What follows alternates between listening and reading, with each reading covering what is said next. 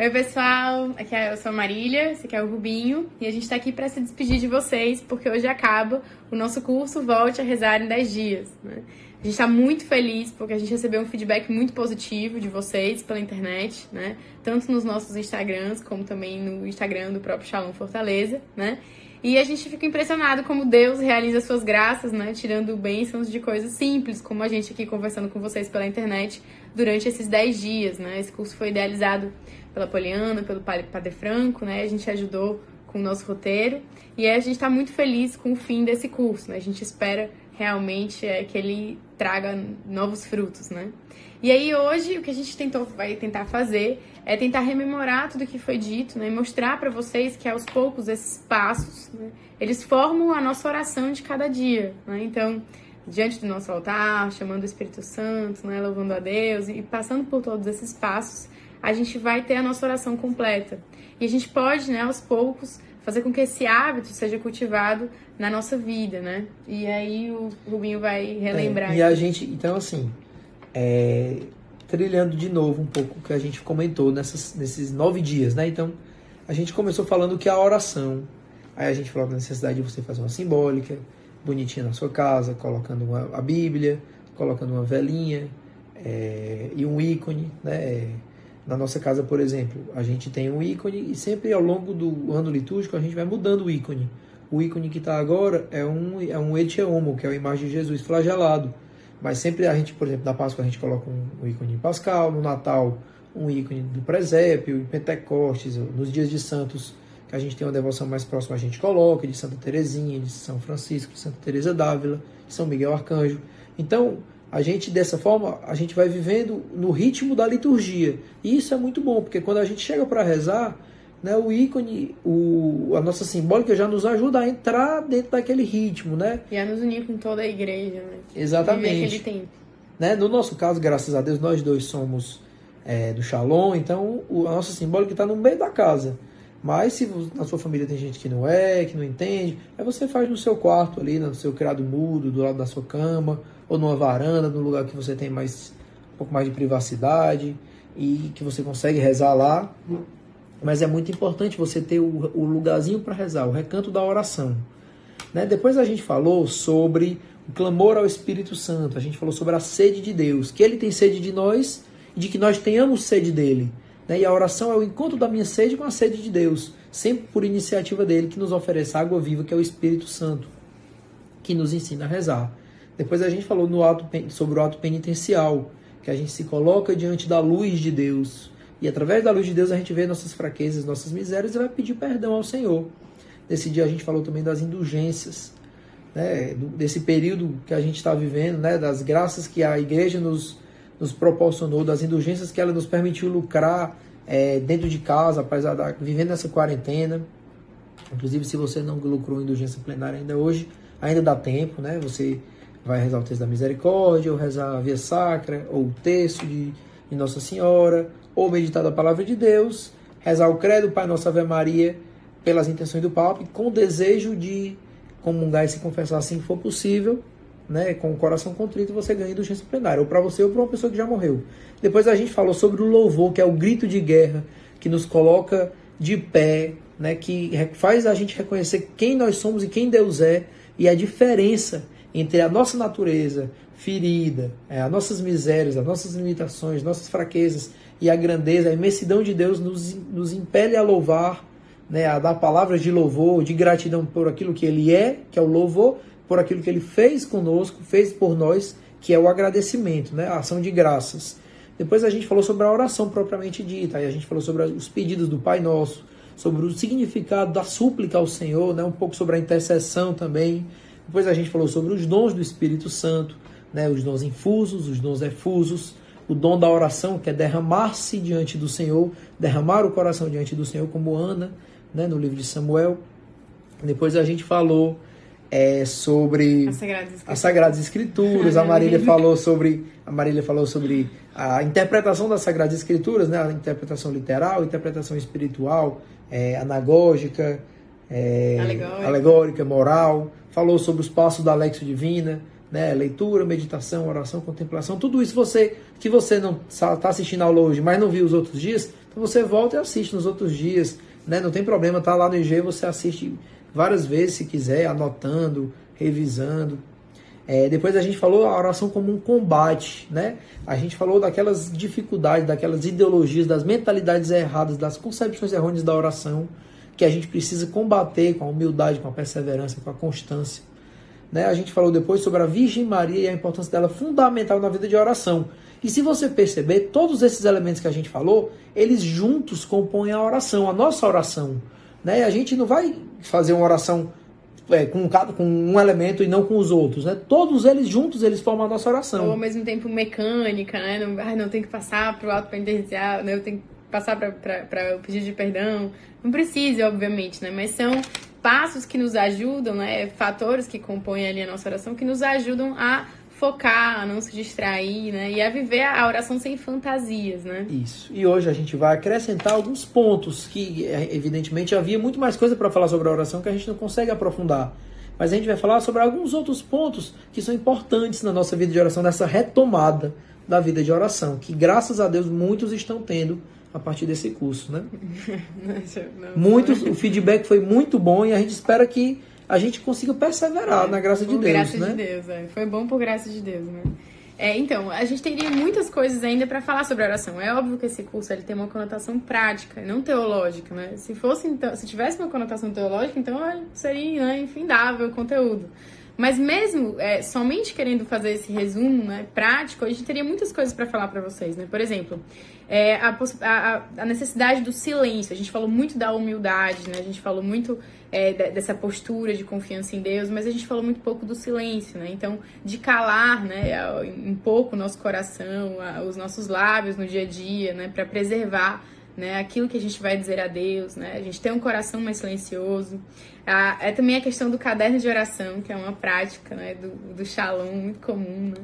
De você guardar as pérolas de Deus, os tesouros de Deus no seu caderno de oração. Eu me lembro o primeiro caderno de oração que eu tive na vida, né, que eu encapei com uma imagem de Nossa Senhora, né? E aí você vai cultivando aquele hábito de ter aquele caderno de oração.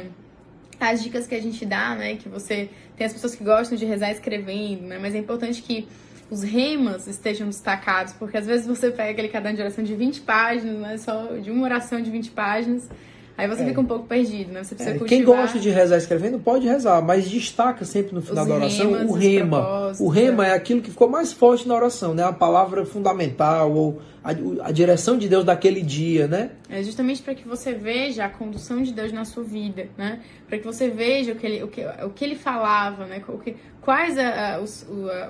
a pedagogia de Deus na sua vida, para que você vá entendendo as obras de Deus. Deus é luz para o nosso passo, né? Então é pão de cada dia, mas a obra dele se perpetua durante a nossa vida, né? E ela se abre e se fecha, né? Então essa compreensão que a gente pode ter da obra de Deus na nossa vida é uma grande dádiva, né? É praticamente ver a vida, né? Viver, caminhar num caminho iluminado, né? E não no escuro, como muitas vezes a gente faz, né? E aí a gente também poderia falar da questão dos propósitos, né? Só um parêntese aqui com relação a isso. Às vezes a gente tem uma experiência muito boa quando a gente tem um caderno de oração e a gente anota. Quando o caderno acaba, a gente deixa ele lá guardadinho, né? No momento de crise, no momento de dificuldade, você abre seu caderno de oração antigo e você vê as graças antigas, né? Às vezes aquilo renova o fervor, né? Você vê ali que você anotou naquela oração tão difícil que você anotou uma música, aí você canta aquela música, você se lembra, meu Deus, eu passei por aquela dificuldade, Deus me ajudou, né? Isso serve também para aquelas pessoas que deixaram de rezar e agora estão voltando a rezar. Talvez você pegue seu caderno de oração antigo e você vai se lembrar, meu Deus, como eu era fiel, me ajuda a ser fiel de novo como eu era naquele tempo. Ou então, como eu sabia aproveitar a graça, né? A misericórdia de Deus. Hoje, como eu tenho um coração duro, me ajuda, Senhor, a ter o coração de novo daquele jeito, né? Ou então, como eu não entendia e agora eu consigo entender, obrigado, né? Você vê também o caminho que você trilhou, né? Você anotar no seu caderno de oração te ajuda nisso também, a perseverar. É verdade, né? Mas é importante que a gente tenha organização, né? Foco, racionalidade, né? Justamente para que a gente consiga enxergar essa obra, né? E não somente escrever, né? Verborragicamente, sei lá. a palavra que a gente poderia usar. E é a questão dos propósitos, né? Mais à frente, eu acho que nos cursos de Fio de Ouro, a gente pode ver as pessoas ensinando, né? No Enchei-vos também, no Querigma, a fazer o PVP, né? O Projeto de Vida Pessoal. Projeto de Vida Pessoal. Que é uma tabelinha, né? Que eles ensinam a gente a fazer para que a nossa oração tenha frutos concretos na nossa vida, né? Então, como eu estou, né? O que Deus me disse, o que eu posso fazer. Como né? eu quero, onde eu quero chegar e o que eu preciso fazer. Né? Então é um projeto muito concreto, é como se fosse um planejamento estratégico da minha vida espiritual. Onde eu estou, então hoje eu estou totalmente infiel, hoje eu estou totalmente incrédulo a esse respeito, né? Onde eu quero chegar? Eu quero ser fiel, eu quero conseguir tal meta, né? E aí como é que eu preciso fazer? Aí você vai elencando os passos, né? Com o auxílio do Espírito Santo, e você vai trabalhar naquilo ali. O PVP é muito útil no crescimento espiritual. Outra coisa são as devoções, né? Acho que nessa quarentena está sendo muito bom, que a gente está tendo muita oportunidade. Então, muita gente que não rezava está rezando o texto de Nossa Senhora, está rezando o ofício, está rezando a novena de São José. A novena, está rezando o texto da misericórdia, as laudes, né? Que todo dia está tendo no YouTube do Conchalon. Realmente, são devoções são práticas de oração que a gente que deve perseverar, né? Elas devem continuar, depois que com a graça de Deus terminar a quarentena, essas práticas elas devem continuar, né? Porque elas nos alimentam a nossa vida espiritual. E então, as devoções, elas são várias, né? Por exemplo, eu e o Rubinho temos muitas devoções, dentre elas a consagração do lar, o Sagrado Coração de Jesus, porque eu sou do Juazeiro, né? Então são coisas que vêm das nossas famílias, que a gente aprende ao longo da vida, né? A novena de Nossa Senhora de Pompeia e tantas outras novenas, né? Tantas outras devoções e orações que a gente vai cultivando ao longo da nossa vida e que são frutíferas, né? A outra coisa que eu queria falar pra vocês... Tu terminou de falar? Terminou? O que eu queria falar pra vocês era a questão das leituras espirituais, né? Muito importante. As pessoas que às vezes têm muita dificuldade de rezar, né? Elas podem recorrer às leituras espirituais, né? Santa Teresa fala um pouco disso. Mas mesmo que a gente não leve, porque o nosso intuito é rezar parado diante de Deus, né? Fazendo uma oração verdadeira ali, parada diante de Deus. A gente quer chegar a essa oração aos modos de... Não é que o tempo de oração você deve dedicar ele toda a leitura, né, para que ele não vire uma coisa só, um trabalho mental. Não é isso. Né? Mas muitas vezes, quando você está distraído, né, quando você tem dificuldade de engatar na oração, você pode pegar a biografia de um santo ou um documento da igreja e começar a sua oração lendo ele. E a partir dali você vai se abrindo ao Espírito Santo e emenda, né? Entra no trilho e vai-se embora, rezando, né? Uma dica pessoal, né? Que eu dou pra vocês é assim: vocês façam as leituras espirituais de vocês fora do tempo de oração, né?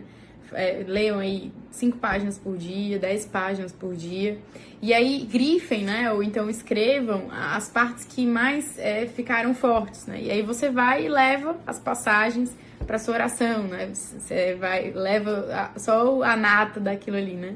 Mas se você quiser rezar, né, durante a sua oração, você ler durante a sua oração, também é permitido, também é possível, né? E aí você precisa ler com o seu coração, né, ao alto, né? Você precisa ler com o seu coração elevado. Então você vai sorvendo aquelas palavras, não é uma simples leitura, né? Você está buscando Deus ali, né? Mas o nosso intuito mesmo era que a oração fosse, né, aquela oração parada diante de Deus, com o nosso coração, esse encontro diante de Deus. Quando essa quarentena acabar, né, a gente também pode falar sobre a oração diante do Santíssimo, né? As orações depois da comunhão, a importância de nós nos unirmos a Jesus após a comunhão, né? As orações, a própria missa, né? A gente poderia estudar, né, as partes de toda a missa. Partilhar sobre a missa, é uma boa ideia. Então, assim, muitas coisas pra gente conversar e pra gente continuar, mas acho que tá acabando o nosso tempo, né? Tá. E o que a gente quer dizer é que perseverem, rezem, né, para que a gente também consiga perseverar, porque a oração, ela para guerras, né? E ela muda a vida das pessoas, ela transforma um assassino em santo, né?